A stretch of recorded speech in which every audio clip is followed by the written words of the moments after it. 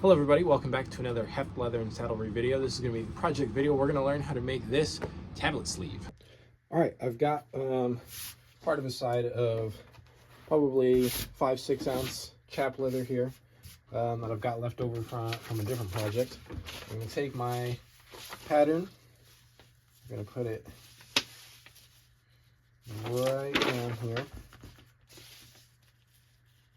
and try and find the nicest leather possible for what I want to do. So avoiding obviously these holes here, and it's kind of wrinkly and thin over here. So not all leather is created equally, guys. But got my pattern put down. I'm going to take my awl and just trace all the way around, keeping one hand on the pattern. That way it doesn't move on me.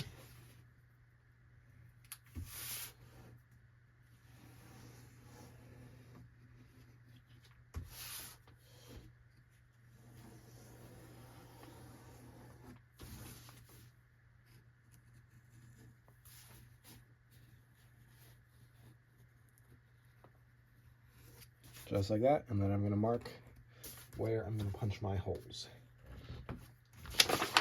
Okay, now that I've got a nice clean outline that I can follow here, I'm going to go ahead and start cutting it out.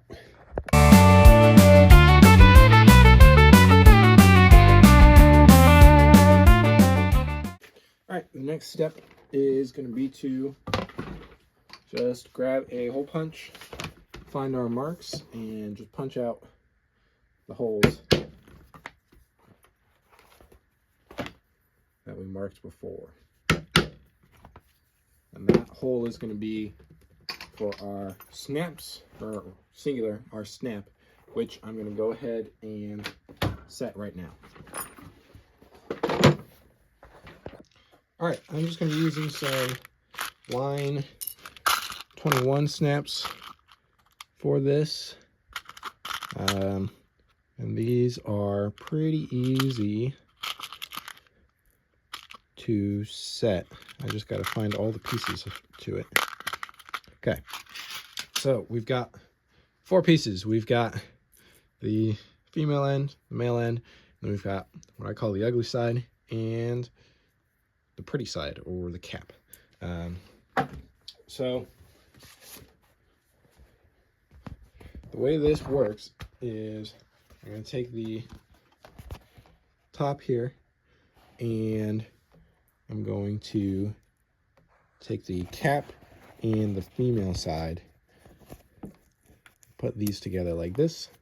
I'm going to move these so they don't bounce away from me, but I'm going to put this right in my anvil. I'm going to take the setter, put it right in the post, and set that rivet, or that snap rather.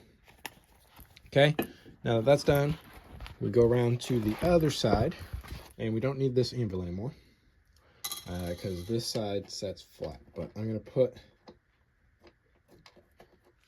the ugly side of the rivet, not the rivet, I keep saying rivet, the snap. I'm gonna put that through the bottom, and then take the male end, put it right on top, and set that. Just like so. All right, so now if we flip this around, we've got both ends, which will snap shut, just like that. Now we're ready to sew this sucker together. All right, before we sew this up, I'm going to show you guys how to line it up for sewing. And then I have this double-sided tape here for leather that I got from Tandy Leather. I know Maker's Leather Supply sells it as well. It's super handy because you don't have to worry about glue. You can just tape this up. But to figure out where I'm going to put that tape, here's what I'm going to do. I'm going to fold this up and snap it shut, just like that. Then I'm going to make sure everything is laying flat. So I want this top piece right here to be coming up to my fold without getting caught in it and starting to fold it over itself. So just like that. Then I'm gonna take a scratch awl and just mark out where that is. So now I've got 2 marks here, one here, one here. I'm going to use that as reference when laying down my tape. So I'm just going to take the tape and get it pretty close to the edge. Lay that down. I'm going to do the same thing on the other side, just like that. Now, getting the backing off of this tape can be kind of tricky. So what I like to use is, I love my awls. I take an awl, kind of poke at it, and get those layers to separate. And then once I've got it, I can just grab it and pull it.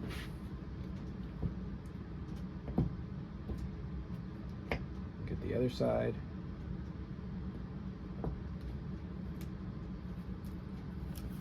Just like that. Now I'm gonna bring this up onto itself. Make sure everything's lined up. And then push it back until we are nice and flat. Now, there might be some overhang here. You can see, but we're gonna sand that off later. What I'm gonna do now, so I'm gonna take my winged viter, so I'm gonna set it to what I think is a good stitch length, probably about maybe 2/16 of an inch or something. I'm gonna trace a stitch line in. Now, because we have this kind of weird overhang here where it's not lined up perfectly, and that happens, it's totally fine. You might have to adjust your stitch line to compensate for that. What I'm looking for is how far off from this edge here I want, not from the folded edge, but up from right here. But I'll just rub that in, make a nice crisp line that I can follow, and take this over to the sewing machine.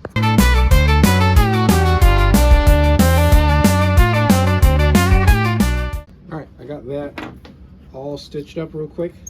I'm just going to trim off the excess on my threads here and burn them down real quick. So I'm just taking my knife, I'm trimming super close up without, cutting any stitching or cutting any leather. I'm just trimming off as much of the extra thread that I can, and then I'm going to take a lighter and just burn it. You do not have to machine sew this project by any means. You can easily hand stitch this with a regular saddle stitch, but it's a lot faster to obviously do it with a machine.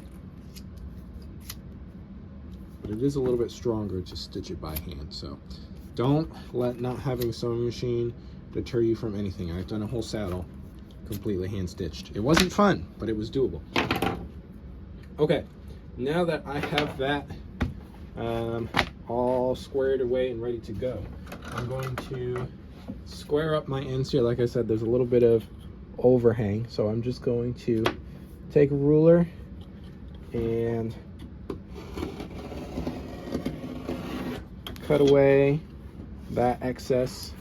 And I honestly, personally, I like to leave a little bit of extra leather off my stitch line on purpose, because I can come back and do this step right here, and what it does is it makes for a really nice, clean, finished edge that looks almost die cut. So got that cut now. I'm gonna take a rotary tool with just a little bit of sandpaper on it. I'm just gonna sand the edges of this real quick. Maybe.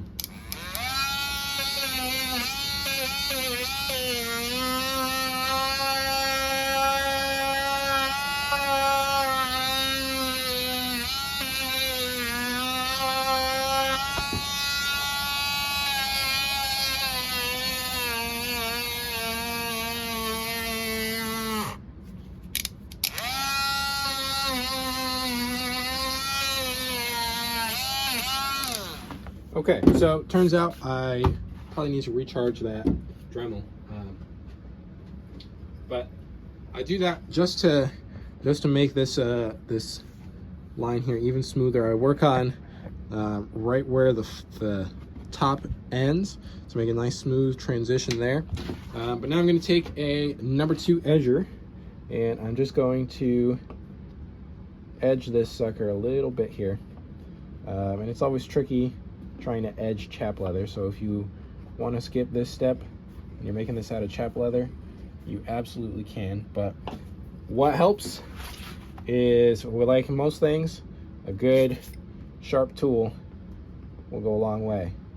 Do not use me as an example here, because apparently I need to sharpen this one, but there we go.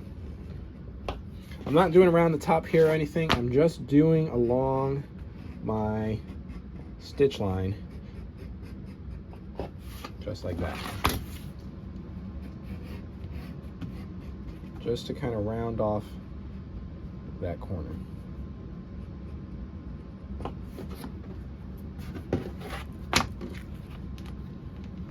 And that'll do it. There's our completed tablet sleeve. All right, guys, that's the project video. Super nice and easy. This will fit kind of a smaller sized tablet or iPad.